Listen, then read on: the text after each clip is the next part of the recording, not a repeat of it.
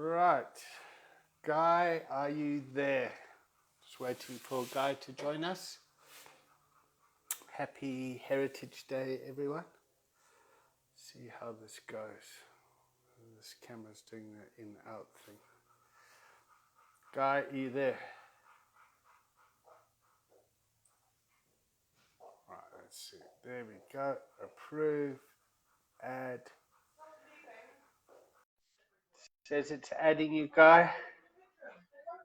Just kind of wave at you. There we go. Hi. Oh, that's so much better. Cool. Okay. All right. Excellent. Cool. Good morning, everyone. Happy Heritage Day. Um, what is heritage? Do you know? Guy, can you hear me? Yeah, I can hear you. I'm just thinking, to be honest, I'm not entirely sure what it's really about. So I had a bit of a look last night around it. It was around culture, has a big part to it, and diversity. Yeah. And addiction and addicts and the illness or whatever you want to call it about is a big part of it is a diversity issue. Yeah, so there's a lot of stigma that goes with it. And like I was thinking last night about the ritual of addiction and all the different subcultures you get around. So how button corps all sit together in a circle and like, they cup it, and there's a whole kind of thing that gets made around it, or kind of Well, heroin addicts or absolutely. cocaine addicts, all that sort of stuff. There's And this amazing book, Drug Addiction and Initiation, The Modern Search for Ritual. It's all about how drug use and addiction to a large extent is a sort of modern replacement for our need, or sort of innate need for ritual, I suppose, and the ritualized. what was the book like? Because I completely agree with it. I'm just Yeah, very impressed you managed it's to grab it amazing. off your stuff.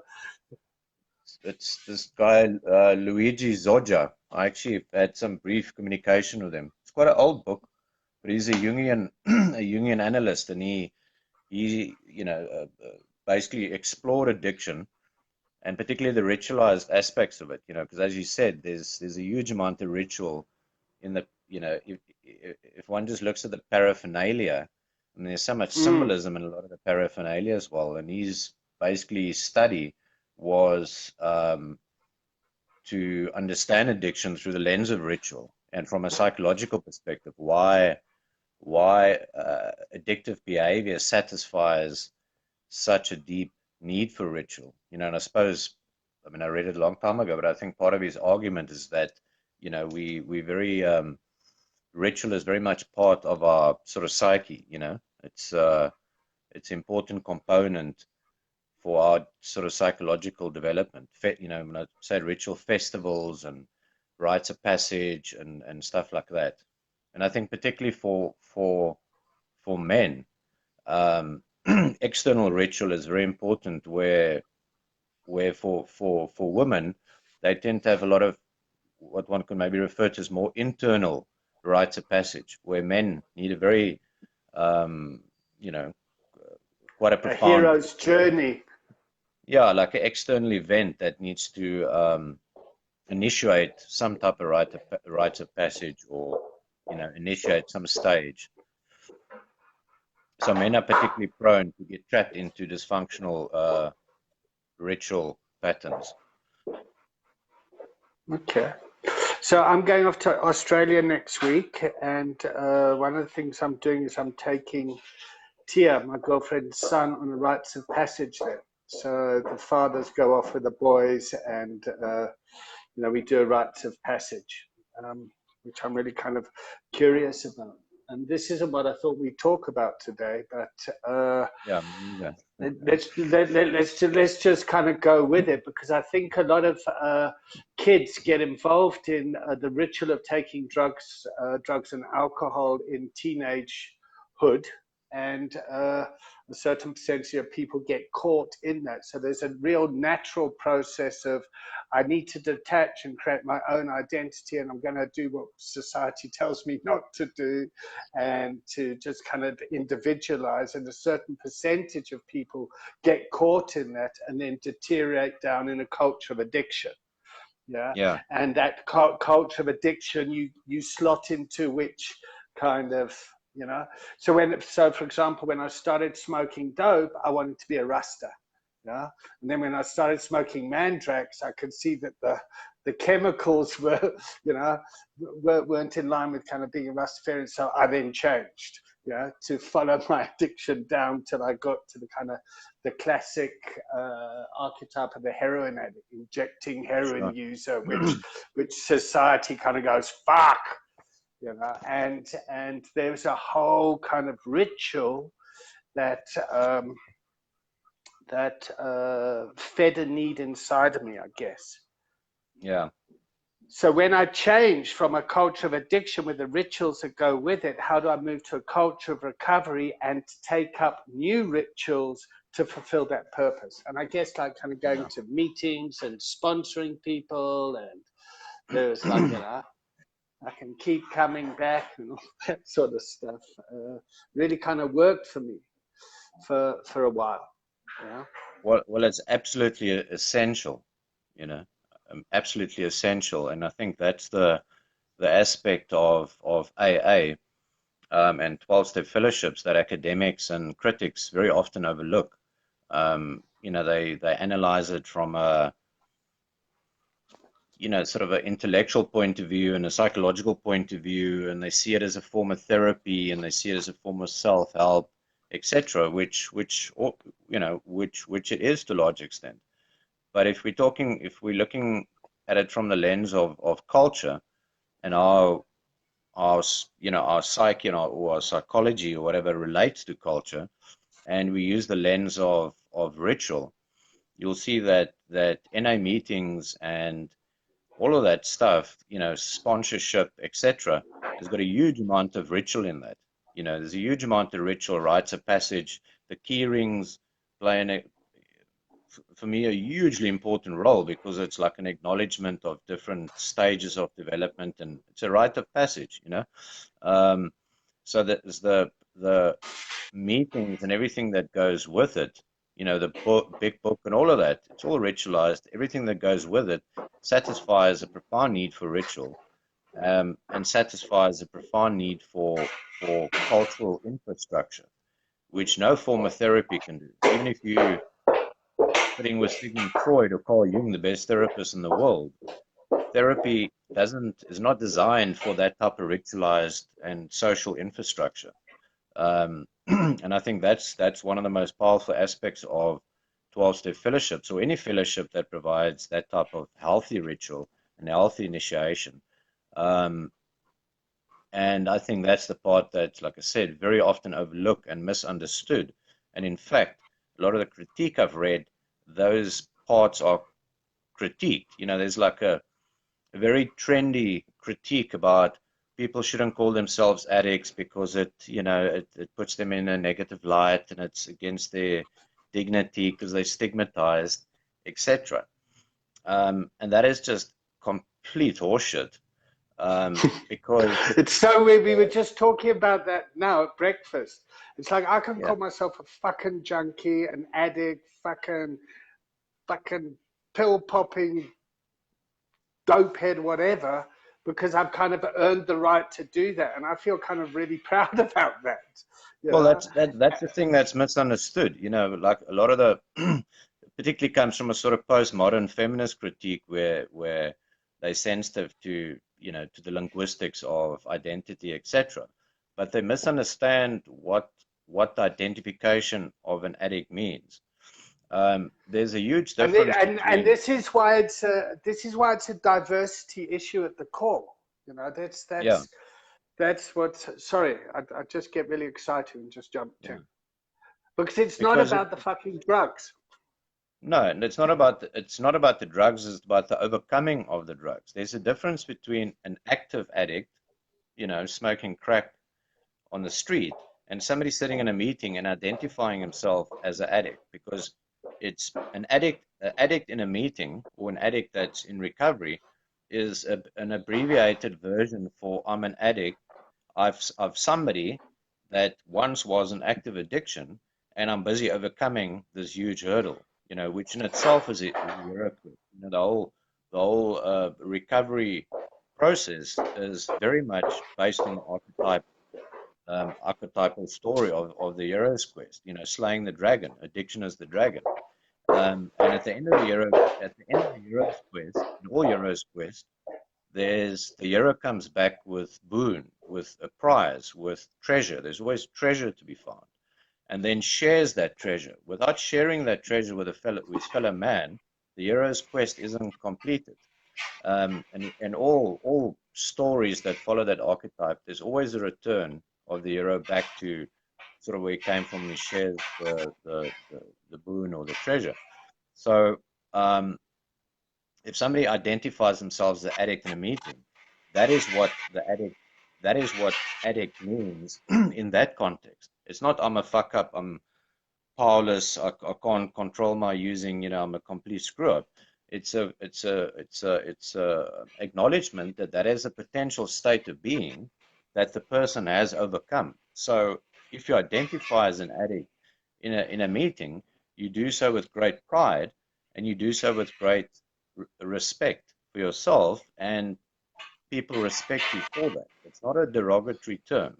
And that's the phenomenological aspect that the 90% of people overlook when they try and analyze the linguistics of 12 steps and meetings.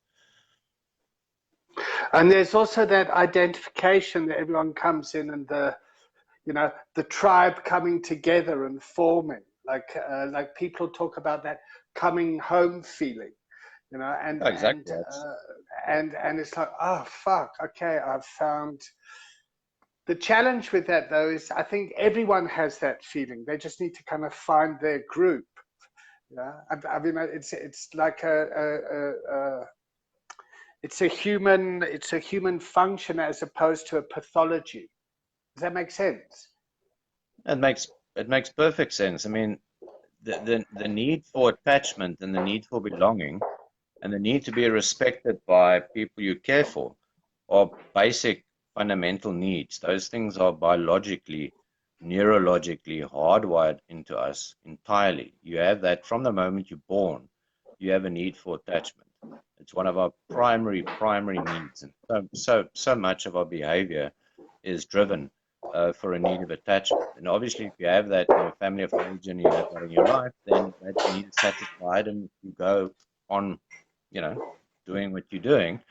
But if that need isn't satisfied, it is a very, very powerful driver to find a sense of connection, a sense of being understood, a sense of being appreciated, all of those things that go hand in hand with that need. And obviously, that's why kids get attracted to stuff like gangs and and all sorts of dysfunctional social groups, because it satisfies that need.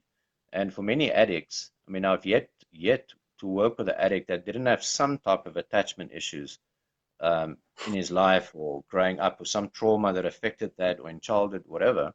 And so much, as far as I'm concerned, I mean, there's whole books, Flores wrote a book about addiction as attachment disorder. I mean, there's a vast body of literature to support that. And in many ways, drug use is a false pursuit of having that attachment needs met. And if you don't find that in recovery, then you're going to continue being drawn back to something that at least satisfied that need in some way. I mean, it's addiction, and the culture of addiction satisfies that need in a spectacular way. It's just a very short-term solution, in the sense that it leads you to a sort of dead end. I mean, it works today and it works maybe next week and next month, but sooner or later, that attachment's going to be broken up, because you're going to end up in jail, your friends are going to be dead or whatever, and then obviously that it can't be satisfied anymore. So it's absolutely crucial that a recovery process provides a healthy infrastructure and culture to have that need for attachment met. I mean, it's absolutely essential, and that is why. I, Anyway, yeah. so and that's why I talk about a culture of recovery, you know, and how. So in my model, on the one side, I've got the family, and on the other side, I've got you know, the work environment. And if we take it down to the family, or down to like the emotional side of it and the finance side of it, yeah, romance and finance. And in a family, how can these two things come together, and how can we come together in society to support the process when someone moves from being addicted to a harm reduction to hopefully complete abstinence, you know, and that process needs to be supported, and we as a society need to kind of be protected from that process, yeah, but also to kind of understand how it is a process, and it's fucking not an event, and we can't kind of beat this into people, and that support needs to, we need to provide care, we need to be compassionate, and we need to be cooperative as individuals, as a society, as a culture, to that. I think I just babbled on too much there. No, it's entirely entirely spot on, you know. And if one wants to ask the question of how does one do that, I mean, it seems like sort of a daunting task. But if you simplify it and purely look at that one need, the need for attachment, you know, which has got a lot of, I think, sort of sub needs and you know, sub processes, etc. But I think it's fundamentally one of our biggest needs. And if that need isn't met, create some of the more serious problems for one. So if one just uses that heuristic or that lens of that, for instance, then one can see recovery. I mean, like William White wrote that book, From the Culture of Addiction to the Culture of Recovery. So, I mean, a lot of people have spoken about that. But if one looks at it from that point of view, then you can see the process of moving from addiction to recovery, if you're looking at it from a social perspective, is providing the infrastructure for people to engage on a daily basis in activities and you know, social interactions that meets that need consistently. It's not saying that can happen twice a week in therapy, or in the morning when you meditate, or you eat healthy, and you know, all these things that are, you know, fine, but those things are all isolated events. You can't have your attachment needs met by jogging, for instance, although jogging is pretty good for you. So if one of the most powerful things that are absent in addiction is that attachment, then whatever recovery process or sort of recovery continuum of care you have to put in place needs to satisfy that need consistently, I would say on a daily basis, for a very long period of time, so that the attachment dynamics, because in addiction, the attachment dynamics that has formed is with a drug of choice. And that's a very, very powerful attachment. And that attachment needs to shift from the drug to other human beings. And if that attachment doesn't shift, the focus of that attachment, then, you know, then one's prognosis seems pretty low. Sorry, my camera just switched around. Okay, so so would it be fair to say, like, in a healthy lifespan, you're born into a family where you get healthy attachment, and then you go through a detachment process to develop your own identity, yeah? And then if you get lost in the world culture of addiction, there needs to be a reattachment process. And that's what a culture of recovery would be. It's providing an environment where the individual can reattach to society. Yeah, absolutely. It's finding an infrastructure where that basic attachment needs can be met. And if one looks at attachment needs, then you need to look at it like one would look at a young child, because our attachment needs are pretty similar to young children. Just because we're adults doesn't mean it's that much different. Um, and attachment needs are very simple to understand, what that is. It's about being heard. It's about feeling that somebody cares for you, that valuable, that you're good enough, and all those type of things. And um, those things are displayed through very simple ways. Any parent knows that. Any parent knows how to, show their 5-year-old or 6-year-old that they're good enough. Or, well, I won't say every parent, but a lot of, most parents. Okay. And So, those are simple actions. so if the belief is then that, addiction is a result of, a traumatic past, yeah? So how do you then go back into the past and heal those trauma events so the person can kind of reattach, yeah? Yeah. Because what I think what happens is there's been poor attachment. In the detachment process, people use substances to cope with kind of normal kind of life events like breaking up, you know, getting dumped, making up, going on dates, all that sort of stuff.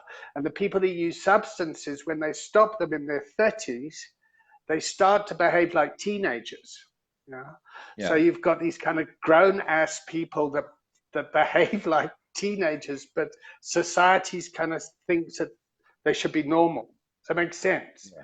Um, and so how can you go back and teach someone that stuff to kind of catch them up? So like in the rehab, we try and create it like I guess a nursery school and a school environment where people have their rooms, they have their beds, they know where their stuff belongs, they get up at a certain time, they go to bed at a certain time, you know what you're going to eat, there's real structure, there's a program, you wake up in the morning, you do a kind of a Yeah, like you do with reading. a 4-year-old. Exactly, exactly. And the reason that we're doing that is to try and create a safe environment where people can reattach. Does that make Yeah, sense? it's Because for, no, absolutely. It's the external structure that can be internalized so that you can develop the internal structure, which is your sense of self and your sense of stability and, you know, continuity in time.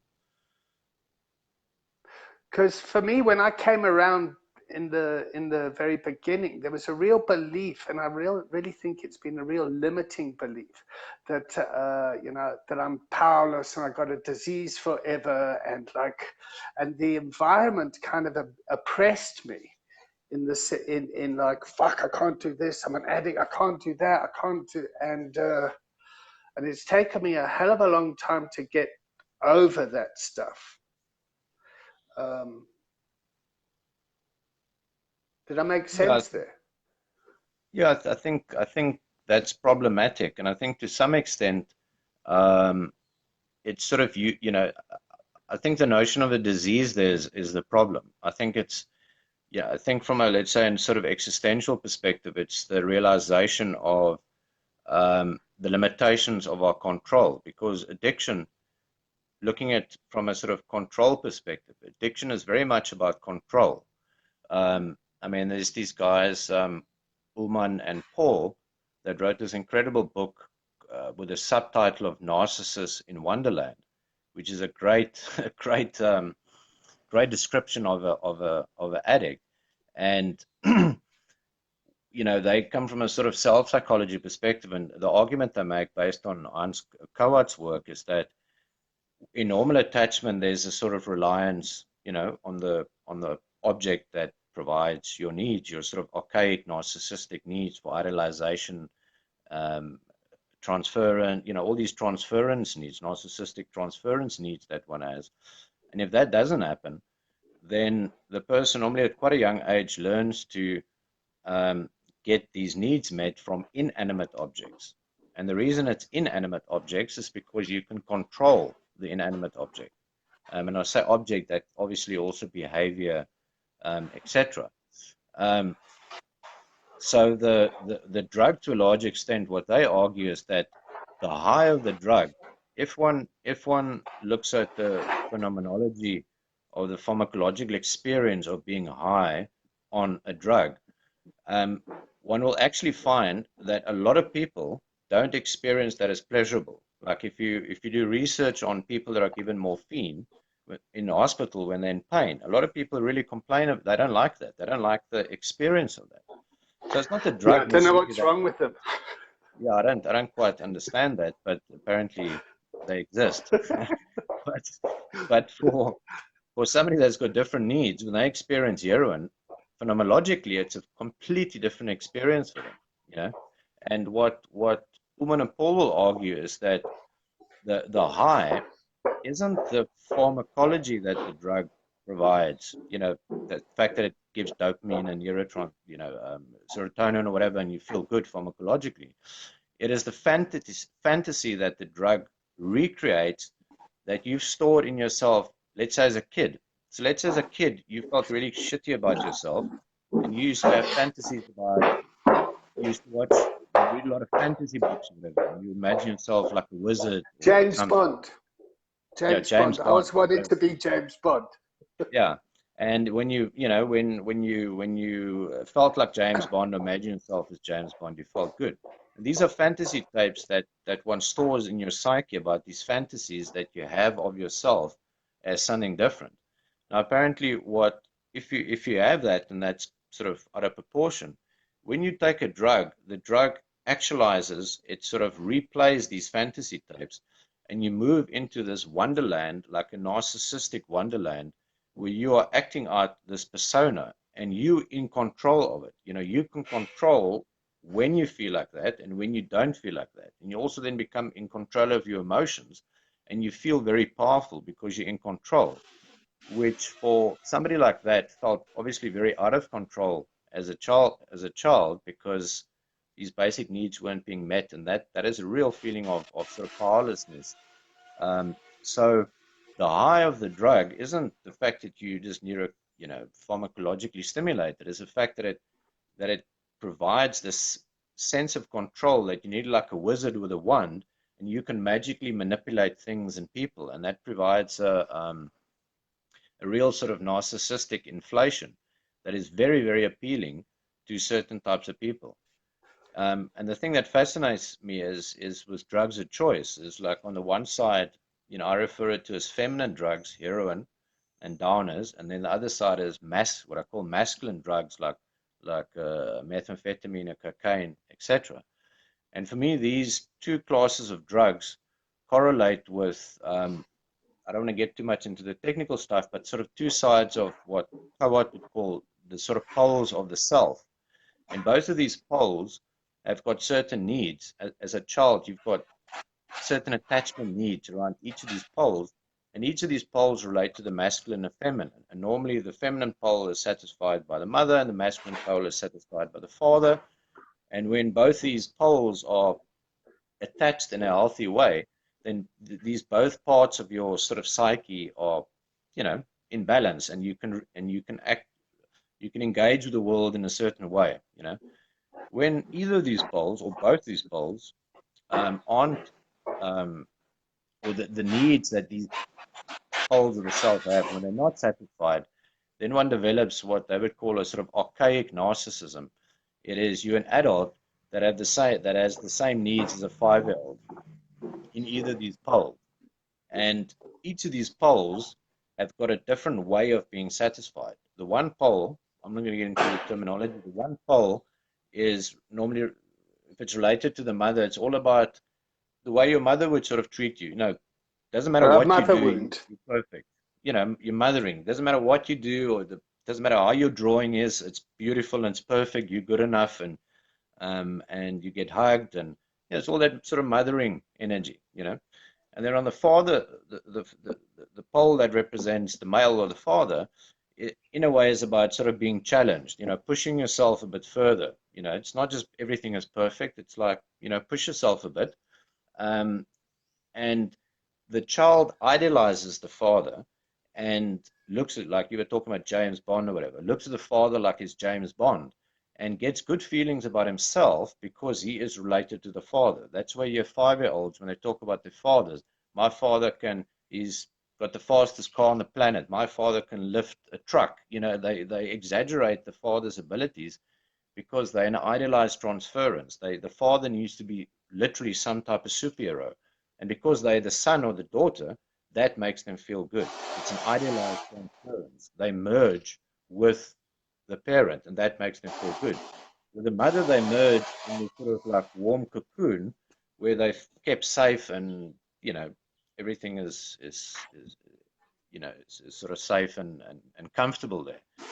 Now, if either these two of those poles are negatively affected, the person then projects those needs onto the outside world, and normally not people. Unless you're a love addict or codependent, then you'll use people as objects, but normally on things they can control.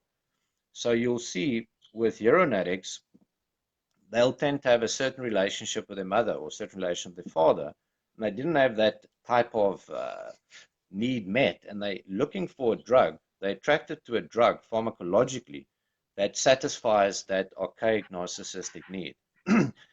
and, and you'll find a lot of people that are into downers, when they take uppers, they really feel unpleasant. They really don't enjoy it. It's quite disturbing for them.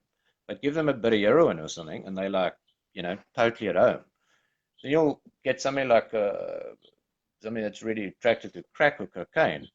That's the masculine drug. They want a powerful drug that they can sort of idealize, that they merge into this feeling of power and feeling of control and superiority, etc. Where the heroin addict just wants to lie in a cocoon of warmth and being held like a mother. That's where you always see heroin addicts fall in love within the first 3 weeks of treatment.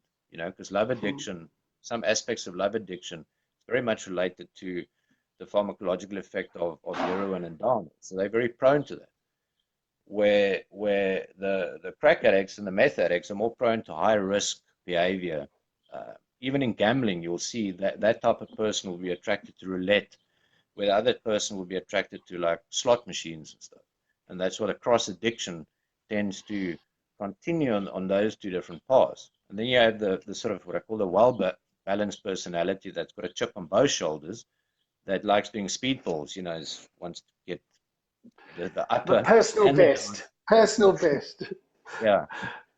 Because I mean, for me in the end, like crack and heroin, it was this. It was like, yeah. And I burnt out quickly in the end. I could have Yeah, stayed well, on that's only when heroin people for a go down quick. long time. Yeah, But when I introduced crack, it was like quickly. yeah, My kids were yeah, gone, and fucking yeah, yeah. Because one goes into that narcissistic, sort of narcissistically induced bipolar, where it's a fluctuation between mania and depression. And both of those states are also related to the drugs. The stimulant gives you an artificial mania, and the downer gives you a sort of artificial depressive state in a pleasant way. But if you're not using the substances, then you will fluctuate between these two extreme states of, sort of mania and fantasy, because fantasy is one of the most powerful and mind-altering behaviors there are. Underlying both these poles is fantasy. Some people argue that fantasy is a third addictive type of pathway, but I would argue that there's only two main pathways. The one is up and the one is down, and fantasy underlies both of them. So there's always a very rich fantasy, sort of so activity if you engaged with either of these two. so let's take And it that's back to ritual for a second. yeah, Just quickly, let's just take it back to ritual, because I'm at work. My boss is a prick. I have the fantasy of kind of going up to him and confronting him and throwing him out the window. I don't. I think, fuck, let me go to the pub and have a drink, to calm myself down.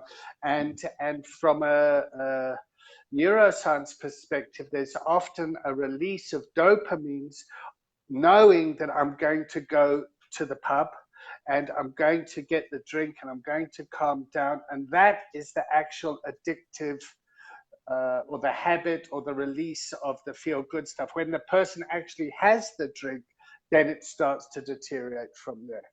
That's what's that? Yeah, Nada. well, well, absolutely. The whole process is ritualized. Um, um, if one, if one moves into the realm of romance and sexual behavior, then it becomes even more clear if there's addiction, because how much of that stuff is related to actually the act of doing something compared to the fantasy, you know? The fantasy is as addictive. So the And addictive, often more pleasurable. yeah, no, absolutely, because fantasy in most times are more pleasurable than the actual experience, because the actual experience is quite short-lived. I mean, let's look at smoking crack. The mission you have to go through to get it and score it and blah blah blah, compared to what, 25-second high or what, 30 seconds, that's pretty short, compared to everything else. But once one moves into, Fuck because it, it's a it still trance, gets me when I talk about that. I swear, when you just the talk of cracking it, it's still fucking. If I talk about it, I still kind of want to shit in my pants. It still has such a powerful influence on my body physically. sure, Just like that whole. Ugh, thank yeah, God I'm not there. sure. So I mean, when somebody decides to then engage in that in that addictive behavior, then the moment there's that decision, then the fantasy starts and the trance starts, and the then you lost, like they say, like Woman and Paul would say, you lost in the wonderland. You engage, you like going through the looking glass, you into that world, and then the fantasy starts, and then you already start feeling good, because you don't have to take the drug necessarily, because the drug is the end point, but your problems are in the background. You feel in control. If it was about your boss, then you're not just the arsehole now. You're actually doing something about it. You're going to make yourself feel good. And when you smoke, when you go and engage with a drug, what fantasies then do you then have around that situation? It's normally quite grandiose things. I should have done that. I should have done this. I'm going to do this.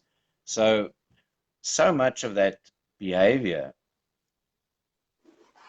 and so little of that behavior has got to do with the actual high, what we would call a pharmacologically induced high. So much of that behavior and the whole ritual of getting it, even the come down and the remorse and all of that, is still removing you from sort of reality. The whole package is engaging in this fantasy world,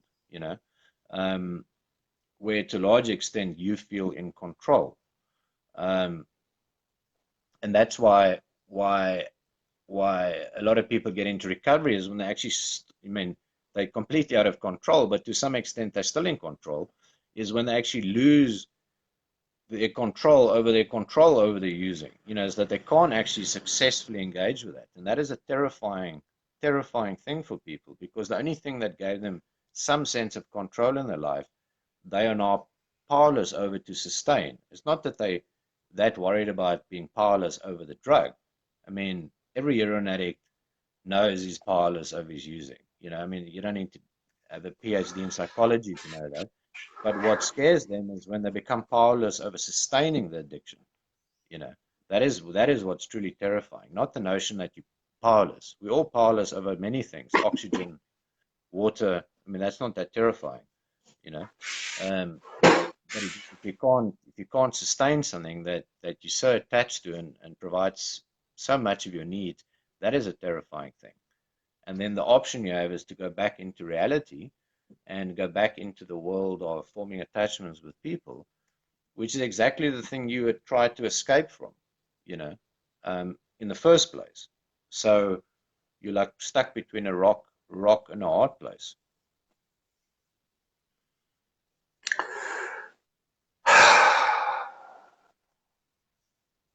Fuck. Right, okay. I don't know what to say now. There's a hell of a lot here, though. Hell of a lot. Maybe Because, maybe I'm going to read you this little passage because I just opened this book now because we were talking about ritual. Yeah. Um, Okay.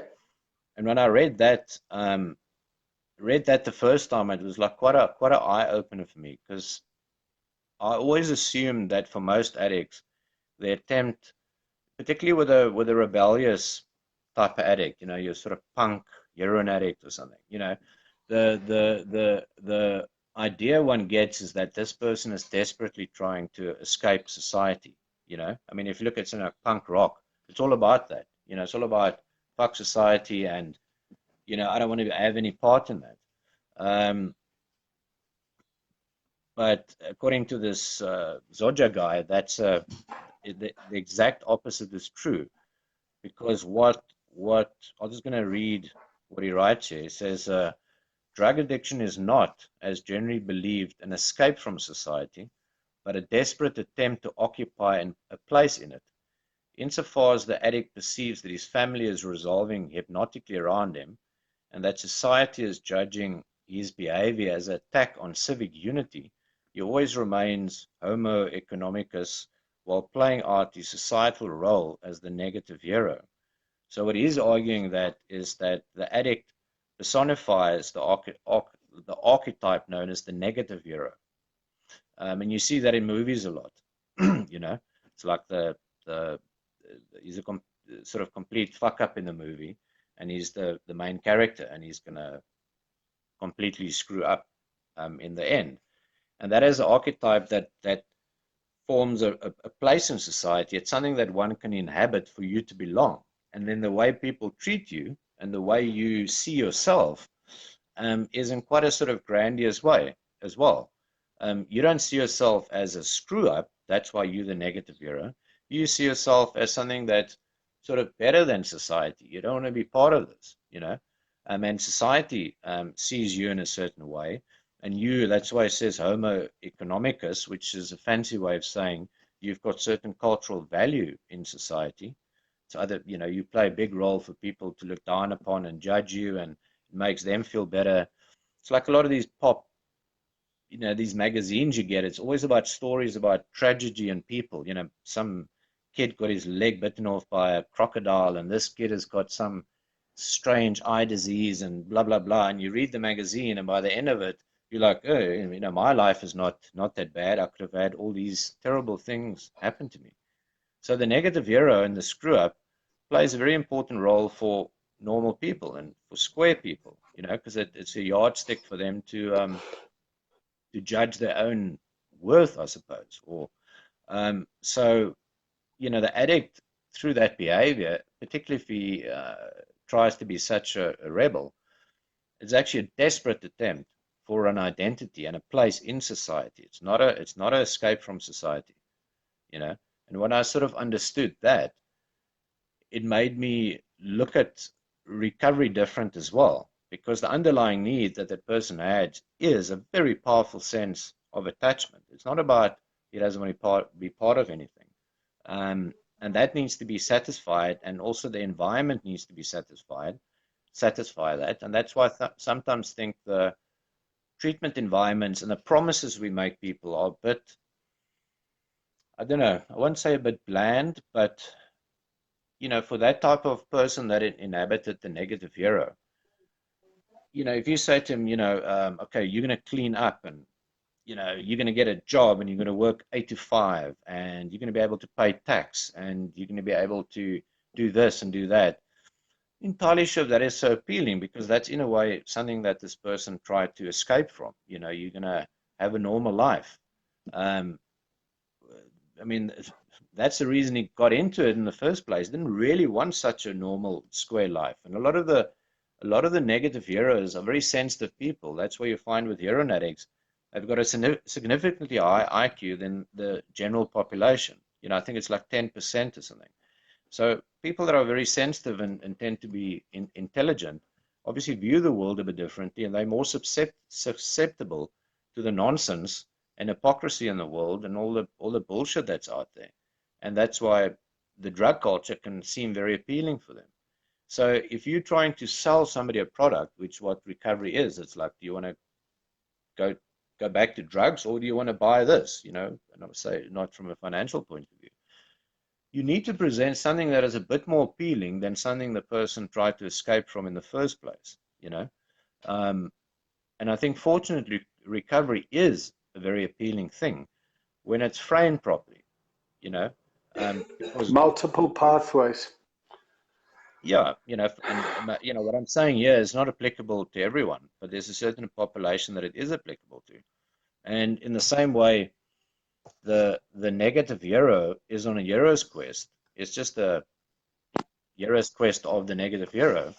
Um, that person would, I think, would be pretty keen to engage in a positive hero's quest if he can understand that recovery is fundamentally a very similar thing that he was looking for in the first place. Something that has got a bit more depth, and maybe even a bit more challenge than just going back to a normal world of working, sleeping, and eating, you know, and being good and virtuous, you know, which is fine in itself. But um, I think for a lot of people, that isn't really that attractive, you know. It needs to be, I don't know, um, it needs to be presented a bit more, I think, more closer to than what it really is, which I think a recovery process is a very profound, I won't say noble, but it's a very exciting quest, you know, than merely I cleaned up so that I can go and work and live a productive member of society, which the way it's often sold as, you know. And maybe that's why I create so much chaos in my life around me. I mean, if I look at my life from doing the 9 to 5 stuff, just kind of killed me. So I have kind of financial challenges, I have relationship challenges, I have all sorts of things around me that I guess maybe feed that archetype on a level. Could be. Because what I find is that the chaos, you know, that saying, looking down on people from the gutter. There's a real kind Yeah, of knowing there, and it's sure. actually coming out of that, which can become traumatic, so, and overwhelming, and you know, and that's why I think Well, that, I work so well in banking. I was in banking fixing IT, and when the IT didn't work, it was a real fuck up, and I really survived well in that fuck up. So it's making sense. So I could show up well in the chaos, where my sure. teammates couldn't. When there was Yeah, chaos, they'd all freak out, yeah, and then I often thought about how I played a role in that environment, is keeping the chaos starting to happen so I could show up in my role as a super IT guy. But then I stayed stuck as the super IT guy, could never get out of it. Did that make yeah. sense? No, absolutely. I think a lot what you're pointing to there is about shame, you know. Um, I mean, I just want to add a lot of the things we're talking about, we sort of speak about as if this is only significant to addicts. But I can tell you one thing, in my Exactly. 20 years of experience of working with people, not just addicts, the most screwed up people I've come across are the normal, what would be considered entirely normal. um, in fact, the addicts I've worked with, even emotionally and stuff, I've actually in general found them to be fairly better adapted and sort of aware in touch But emotionally with reality than the vast majority of so-called normal people I've worked with, you know. I mean, I'm not I saying couldn't every agree normal, more. you know. So it's just I, that I addicts, really, I couldn't agree with you more. yeah, addicts have found a very destructive and a very short-lived destructive way of dealing with what one could, let's say, shame, where a lot of sort of normal people have just adapted in socially accepted ways of dealing with their shame, you know, and they get rewarded for that. Obviously, if For you're a example, businessman Well, if you let's say you use your work in a way to medicate yourself or to contact your shame as an investment bank or something, you know.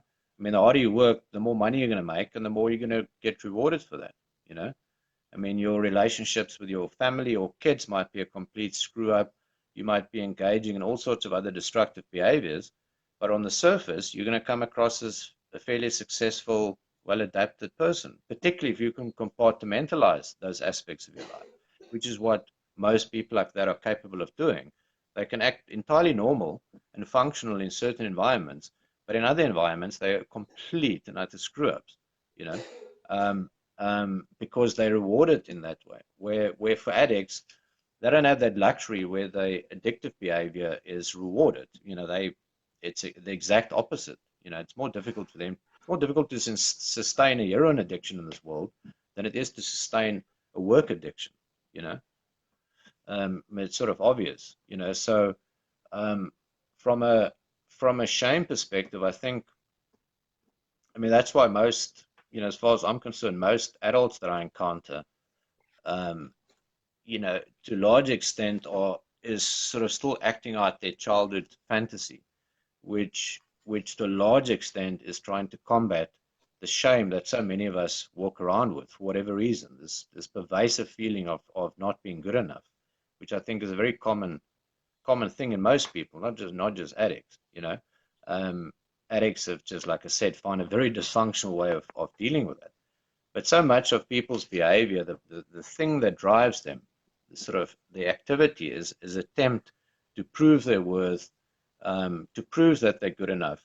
And they obviously get driven relentlessly in whatever activities they do to to to prove to themselves that they are good enough. But obviously, no achievement really is gonna counteract that sense of shame. And for people that are socially well adjusted, they're very good at functioning in the world to to to to try and fix themselves, you know, and they're really driven hard, and they gain a lot of success, and they're very good at that. But it's a game, you know, it's a game that doesn't really work in the end, and that's why you see suicides with very successful people, you know, that have reached the top of the game. Um, that behavior is exactly the same as the addictive behavior. It's the same dynamics that drive that, and the end result is the same, because both of these are engaging in a fantasy. So by developing a persona of the socially functional person develops a certain persona that is narcissistic in the sense that it's not really who we think he is, or uh, she is. It's something that they've created, and they nurture that and they nourish that. And presenting that persona to the world, they get narcissistic adoration, and you get feedback that persona is good enough. But because it's a persona, the part of you that doesn't feel good enough is very seldom acknowledged because you don't show that to anyone. So that part remains as fucked up as it was when you were 5. It doesn't change. And the more the persona, the more you get lost in the fantasy of your persona, the more you have to deny the other part of yourself, because these two parts are so incongruent that it's virtually impossible to hold both of them in the same sort of headspace. So the fantasy, you get more and more cut off from that, and the fantasy grows more and more and more, and the fake persona. And that's why, for a lot of people, there's a meltdown when they actually reach success. You know, because once you've reached success, the fantasy sort of dissipates as well, because now you are successful. There's not that much more to fantasize about.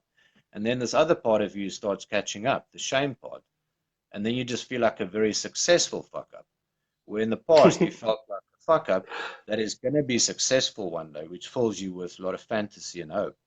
Um, so the dynamics there, is me, it's very similar, and the destructive nature of whether it's an addiction to drugs or addiction to the fantasy is equally destructive in many cases. Destructive on one's relationships, destructive on one's children, you know. the addict is just a much more spectacular and obvious version of this sort of sick narcissistic dynamic and sick narcissistic way of living one's life. So I can see how that played out in my own life. I mean, my kind of fantasy was to do a whole lot of recovery, yeah, and to open up a rehab and to own a rehab. And fuck, when I got there, I started drinking again after 15 years. It was like, Yeah. and I got out of the rehab and I questioned everything, and the whole, like, all my relationships around me changed, and it's been a hell of a struggle for me because I was so invested in David, addict, clean time, spectacular recovery, look where he came from. I fucking got to the top there. It's like, fuck, now what? That's the worst thing that can happen to somebody that's trapped in narcissistic fantasy, is to actually achieve it. Okay, and that's why I've set up my goal now to cure the world of addiction. So I know that I'll never fucking do it. Yeah, that's a good one, because you'll always be in that fantasy because you'll never get there. So you can do that. So I can just fucking chase it and get all grandiose in my head and have all these ideas, and I can disconnect from my kids and family and isolated addiction and kind of. Exactly. But it's and we all have that. I mean, I fall into that trap all the time. But I think it's useful just to sort of acknowledge that, and that's why if one understands addiction more as addiction to fantasy, a narcissistic fantasy, then all of these things make sense. And then also one's behavior and recovery and other people starts making sense, and the way people behave makes more sense, because that is for me, that is the core of the addiction process, is that addiction to that fantasy, whatever your fantasy types are. And if you sort of phenomenologically explore these fantasy types, they're actually quite absurd, because they probably started at quite a young age, and they're probably, like, for guys, it'll be like a mixture of some of these superhero characters and movie characters and fuck knows what all, and then you think, well, am I really, like, is that really my fantasy? Am I insane, that I want to try and actualize this? So it's not a nice thing to sort of admit, because these fantasies are really insane, to a large extent. But for most of us, it's easier to sit in this insanity than confront the thing it is that we're trying to run away from. And similar Kowat and those guys have articulated that main thing, I think, that underlies shame, because Bradshaw and those guys would say that shame lies right at the core, at the bottom, makes people feel. But I don't think that's the case. Shame, there's another layer, there's another thing underneath shame that drives that.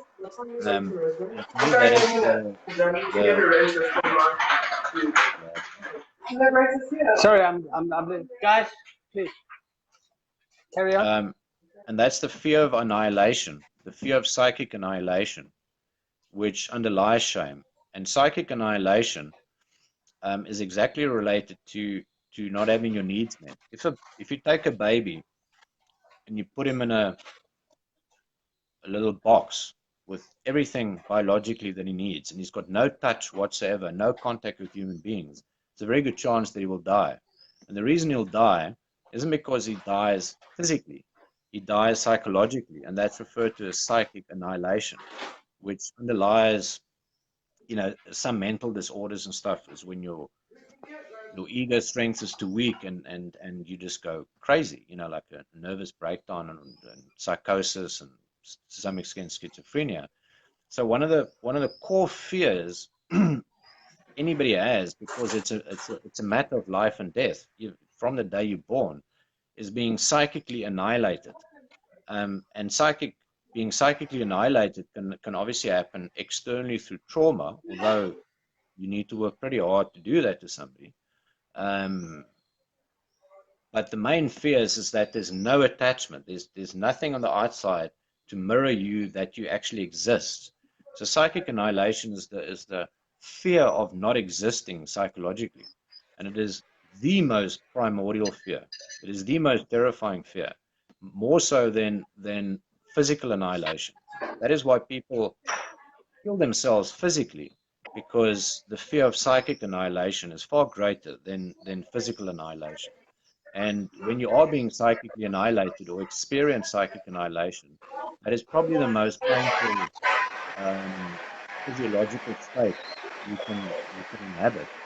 So on top of this fear of psychic annihilation is this feeling of shame. And shame, as far as I'm concerned, is in some way a defense mechanism for this sort of psychic annihilation, this fear of just not existing, or not being good enough or worthy enough to actually exist as a human being. And so for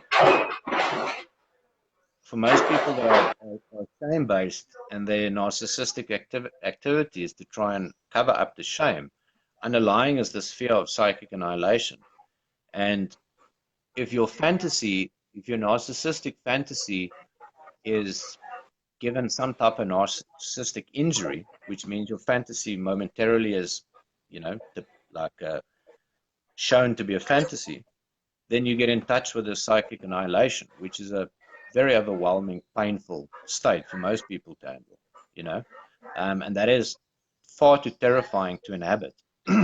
So it is much easier engaging in whether it's destructive behavior or whatever it is, than sit with this sort of psychic annihilation. And the only way I think anybody can bear that experience of psychic annihilation is to be in some type of relational like space in a way when that happens. Like a baby. When a baby fears psychic annihilation, which is what happens when a mother leaves the room and they haven't developed object constancy, then the mother comes back and holds the baby, and the baby psychologically becomes whole again. But when the mother leaves the room, there's like a slight fear of psychic annihilation. And then eventually they develop internal constancy and they don't sort of psychically fragment when the mother leaves the room. But for a lot of shame-based people, that object constancy didn't entirely form properly. So there's always a need for an external object to maintain that sense of self and that sense of actually existing. So yeah, there's a terrifying thing that lurks for most people under their narcissistic fantasy. Well, talking about annihilation, Guy, we've got to annihilate this call. I need to get to the Yeah. clinic. I've really enjoyed it. I hope it brings value to the world in some way. It certainly has to me, and I really appreciate this. Could we do same time next week? Yeah, always a pleasure speaking to you, David. Yeah. All right. I'm just wondering what time it's going to be next week, because I'm going to be in Australia. All right. I might have to change the time, but I'll let you know. Okay. All right, mate. Well, this has been great. Thanks Thanks very much, and have a great Heritage Day. And yeah, I hope people that watched it enjoyed it. Okay, mate. Bye. Chat soon. Okay. Cheers.